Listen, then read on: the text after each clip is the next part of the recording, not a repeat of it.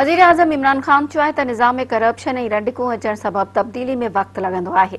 वॾियूं वॾियूं सियासी माफ़ियाऊं क़ानून जी बालादस्ती में रुकावटूं विझी रहियूं आहिनि। सॼे सिस्टम खे ख़राब थींदे ॾिठो आहे। सिस्टम तब्दील करण लाइ वॾी कोशिश करणी पवंदी।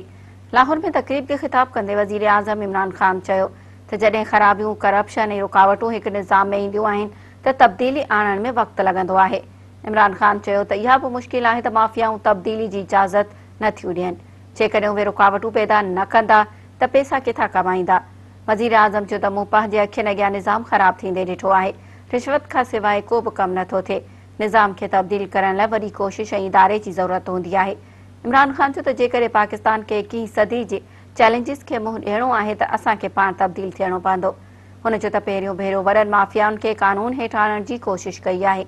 हिते सियासी माफ़िया आहिनि जेके क़ानून ख़िलाफ़ मज़ामत करे रहिया आहिनि।